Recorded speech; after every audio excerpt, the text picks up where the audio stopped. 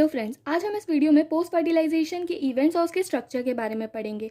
अगर आपने इस वीडियो के पहले प्री फर्टिलाइजेशन और फर्टिलाइजेशन वाले वीडियो को नहीं देखा तो आई सजेस्ट कि आप पहले जाके उसे भी देख लीजिएगा। तो पोस्ट फर्टिलाइजेशन इवेंट्स में क्या होता है, बेसिकली इसमें दो चीज़ें आती है। एक तो इसमें क्या होता है, एंडोस्पर्म और एम्ब्रियो का डेवलपमेंट हो रहा होता है, और दूसरी चीज़ इसमें क्या होता है कि जो ओव्यूल है, ओव्यूल का मैच्योरेशन होता है सीड के अंदर और ओवरी का मैच्योरेशन होता है फ्रूट के अंदर। अब जो एंडोस्पर्म का डेवलपमेंट होता है, एंडोस्पर्म का डेवलपमेंट एम्ब्रियो के डेवलपमेंट के पहले होता है। बेसिकली होता क्या है कि जो प्राइमरी एंडोस्पर्म सेल होती है उसके अंदर बहुत सारे डिविजन्स होते हैं, फिर उससे एक टिश्यू बनता है। उस टिश्यू की जो सेल्स होती है वो रिच होती है in the primary food reserve, मतलब जो एंडोस्पर्म टिश्यू बना उस टिश्यू की सेल्स रिच होगी in the reserve food material. अब ये जो रिजर्व फूड मटेरियल है ये क्या करेगा, डेवलपिंग एम्ब्रियो को न्यूट्रिशन प्रोवाइड कराएगा। तो क्या होता है कि जो एम्ब्रियो है, एम्ब्रियो के डेवलपमेंट के दौरान इस तरीके से फूड रिजर्व जो है वो पहले से ही प्रेजेंट होता है, इसलिए एंडोस्पर्म का डेवलपमेंट एम्ब्रियो के डेवलपमेंट के पहले होता है। अब एंडोस्पर्म का डेवलपमेंट होता कैसे है, जो प्राइमरी एंडोस्पर्म न्यूक्लियस होता है, प्राइमरी एंडोस्पर्म न्यूक्लियस के अंदर बहुत सारे न्यूक्लियर डिविजन्स होते हैं। बहुत सारे न्यूक्लियर डिविजन्स हो गए तो इससे बहुत सारी फ्री न्यूक्लियाई बनेंगी। इस स्टेज में हम एंडोस्पर्म को क्या कहेंगे, फ्री न्यूक्लियर एंडोस्पर्म कहेंगे। अब फ्री न्यूक्लियर एंडोस्पर्म बनने के बाद में क्या होता है कि सेल वॉल का फॉर्मेशन स्टार्ट होता है। सेल वॉल का फॉर्मेशन स्टार्ट होगा तो एंडोस्पर्म कैसा बन जाएगा, हमारा सेल्यूलर बन जाएगा। अब इसका एक एग्जांपल लेते हैं, जैसे कि टेंडर कोकोनट। टेंडर कोकोनट के अंदर जो कोकोनट वाटर होता है, कोकोनट वाटर किसको रिप्रेजेंट करता है, फ्री न्यूक्लियर एंडोस्पर्म को। ये जो हमने अभी पढ़ा कि बहुत सारे न्यूक्लियर डिविजन्स होते हैं जब सिर्फ, तो फ्री न्यूक्लियाई बन जाती है, उसी स्टेज को हम कहते हैं फ्री न्यूक्लियर एंडोस्पर्म। तो कोकोनट वाटर किसको रिप्रेजेंट कर रहा है, फ्री न्यूक्लियर एंडोस्पर्म को। और जो सराउंडिंग वाइट कर्नल है वो किसको रिप्रेजेंट करेगा, तो वो रिप्रेजेंट करता है सेल्यूलर एंडोस्पर्म को। अब डिपेंडिंग अपॉन की जो मैच्योर्ड सीड है, मैच्योर्ड सीड के अंदर एंडोस्पर्म प्रेजेंट है या नहीं है, इस बेसिस पे दो तरीके के सीड्स होते हैं, albuminous seed, non albuminous seeds. Albuminous seeds क्या होते हैं कि मैच्योर सीड के अंदर एंडोस्पर्म प्रेजेंट रहता है, मतलब जो एम्ब्रियो होता है, एम्ब्रियो सीड्स के मैच्योरेशन से पहले एम्ब्रियो जो है वो इस एंडोस्पर्म को पूरी तरीके से कंज्यूम नहीं करता, ठीक है। सो दैट मैच्योर सीड के अंदर थोड़ा बहुत एंडोस्पर्म बच जाता है। अब ये जो थोड़ा बहुत एंडोस्पर्म होता है ये कब यूज होता है, ड्यूरिंग सीड जर्मिनेशन के। एग्जाम्पल क्या है, कैस्टर एंड कोकोनट। तो इसका एग्जाम्पल हो गया एल्बुमिनस सीड का castor and coconut. Non albuminous seeds क्या होते हैं, नॉन एल्बुमिनस सीड्स वो सीड्स होते हैं जिनके अंदर मैच्योर सीड के अंदर एंडोस्पर्म प्रेजेंट नहीं होता। मतलब क्या कि सीड के मैच्योरेशन के पहले ही एम्ब्रियो ने एंडोस्पर्म को पूरी तरीके से कंज्यूम कर लिया, सो दैट अब मैच्योर्ड सीड में एंडोस्पर्म प्रेजेंट नहीं है। इसके एग्जाम्पल क्या है, पी, ग्राउंडनट एंड बीन्स। अब एम्ब्रियो पे आते हैं, तो एम्ब्रियो जो है, एम्ब्रियो कहाँ पर डेवलप करता है, जो एम्ब्रियो सेक का माइक्रोपाइलर एंड होता है, ठीक है, वो जो माइक्रोपाइल टिप की साइड वाला एंड होता है।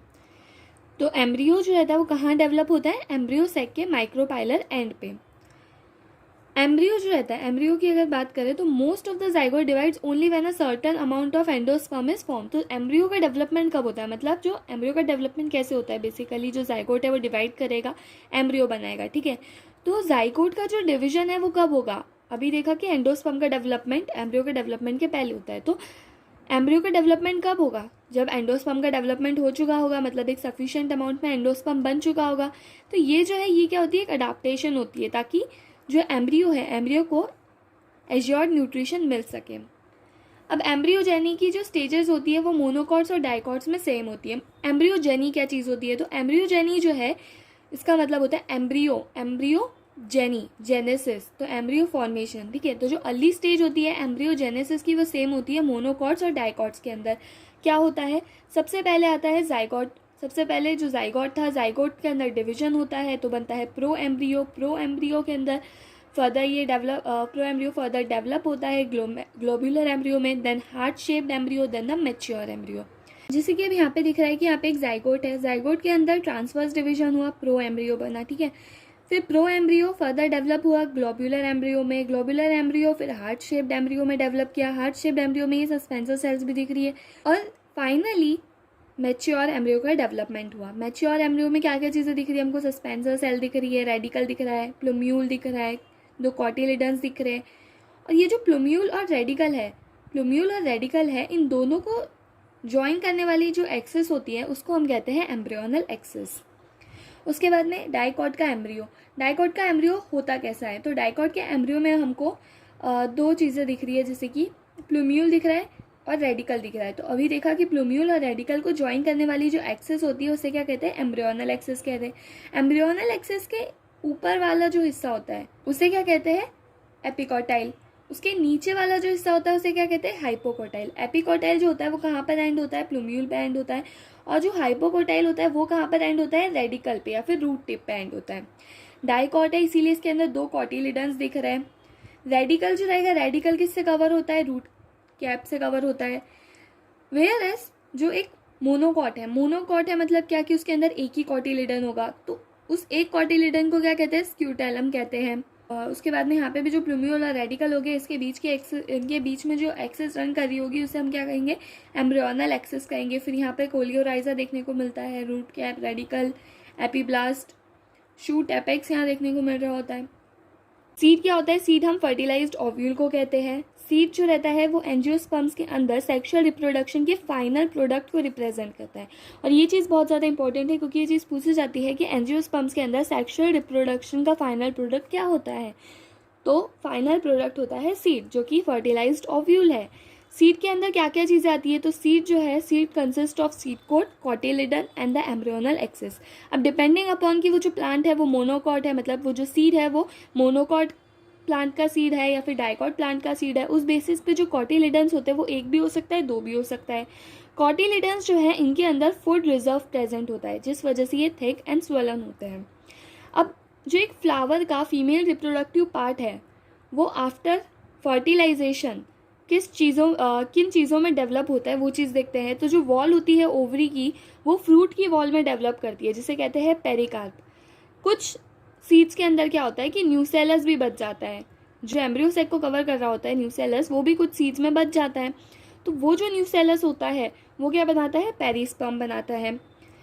जो ओव्यूल्स को प्रोटेक्ट करने के लिए जो इंटेग्यूमेंट्स होते हैं, इंटेग्यूमेंट्स आगे चलकर सीड कोट में मैच्योर होते हैं। माइक्रोपाइल जो थी वो क्या थी, एक स्मॉल ओपनिंग थी। तो माइक्रोपाइल जो थी वो क्या बनाती है, सीड कोट के अंदर एक स्मॉल पोर बनाती है। माइक्रोपाइल का बेसिकली काम क्या होता है, मतलब ये जो सीड कोट के अंदर स्मॉल पोर है, इसका बेसिकली काम क्या होता है कि ड्यूरिंग सीड जर्मिनेशन ये सीड को ऑक्सीजन और वाटर सप्लाई प्रोवाइड कराती है। एज द सीड मैच्योर, अब जैसे जैसे सीड मैच्योर होगा उसका जो वाटर कंटेंट है वो रिड्यूस होता जाएगा। वाटर कंटेंट रिड्यूस होता जा रहा है तो वो ड्राई होता जाएगा। जो उसकी जनरल मेटाबॉलिक एक्टिविटी होगी एम्ब्रियो की, वो भी स्लो डाउन होती जाएगी। ठीक है, तो जैसे जैसे सीड मैच्योर करेगा उसका वाटर कंटेंट रिड्यूस होगा, वो ड्राई होगा। उसकी जो जनरल मेटाबॉलिक एक्टिविटी है एम्ब्रियो की वो भी स्लो डाउन होगी, और इतनी ज़्यादा भी स्लो हो सकती है उस एम्ब्रियो की जनरल मेटाबॉलिक एक्टिविटी कि वो एम्ब्रियो डॉर्मेंसी की स्टेट में भी एंटर कर सकता है। और जब उसको फेवरेबल कंडीशंस मिलेगी, तो फेवरेबल कंडीशंस मतलब क्या कि एडुकेट मॉइस्चर मिलेगा, ऑक्सीजन मिलेगा और टेम्परेचर एडुकेट मिलेगा, तब ये एम्ब्रियो डॉर्मेंसी की स्टेज से निकलकर जर्मिनेट कर सकता है। अब फ्रूट्स जो होते हैं वो बेसिकली दो तरीके के होते हैं, एक होता है फ्लैशी फ्रूट, एक होता है ड्राई फ्रूट। फ्लैशी फ्रूट के एग्जाम्पल होते हैं guava, orange, mango. Dry fruit के एग्जाम्पल क्या है, ग्राउंडनट एंड मस्टर्ड। तो एग्जाम्पल्स तो बहुत ही ज़्यादा पूछे जाते हैं। In most of the plant only ovary develops into a fruit, मतलब सिर्फ ओवरी एक फ्रूट में डेवलप कर रही है। तो ऐसे फ्रूट को हम क्या कहते हैं, ट्रू फ्रूट्स, जिसके अंदर सिर्फ ओवरी डेवलप कर रही है फ्रूट के अंदर। दूसरे बाकी जितने भी फ्लोरल पार्ट्स होंगे सारे के सारे डीजनरेट हो जाएंगे, फॉल हो जाएंगे। लेकिन कुछ प्लांट्स जो होते हैं, कुछ प्लांट्स के अंदर क्या होता है कि सिर्फ ओवरी फ्रूट नहीं बनाती, थैलेमस भी ओवरी के साथ कंट्रीब्यूट करता है in the formation of a fruit. तो ऐसे फ्रूट को हम क्या कहते हैं, फॉल्स फ्रूट कहते हैं। इसके एग्जाम्पल है Apple, strawberry, cashew. Again example must है। फिर पार्थेनोकार्पिक फ्रूट्स। पार्थेनोकार्पिक फ्रूट क्या होता है, फ्रूट डेवलप्स विदाउट फर्टिलाइजेशन।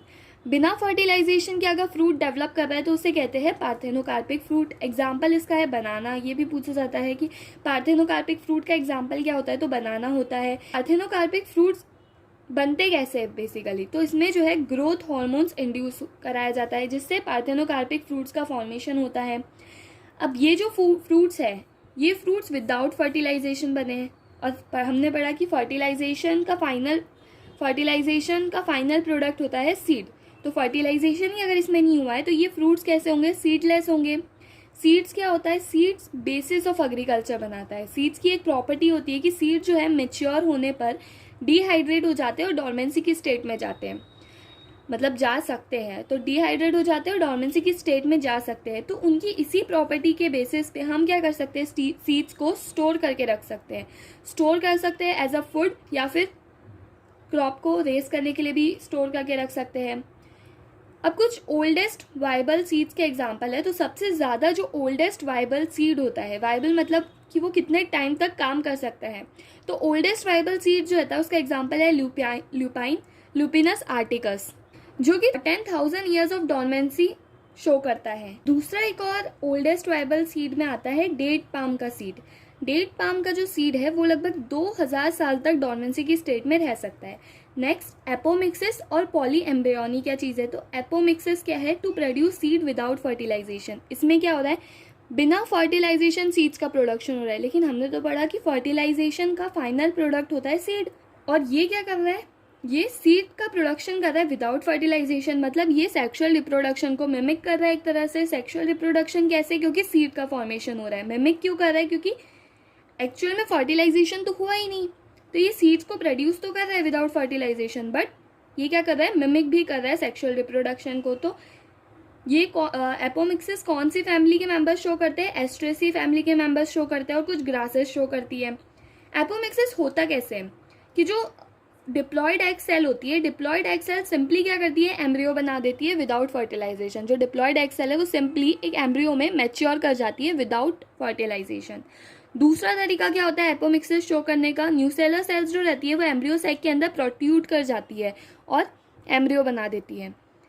फिर पॉली एम्ब्रियोनी क्या होता है, पॉली एम्ब्रियोनी का मतलब होता है occurrence of more than one embryo in a seed. एक सीड में एक से ज़्यादा एम्ब्रियो होना, पॉली एक से ज़्यादा, एम्ब्रियो तो पॉली एम्ब्रियो, एक सीड में एक से ज़्यादा एम्ब्रियो होना। Thank you.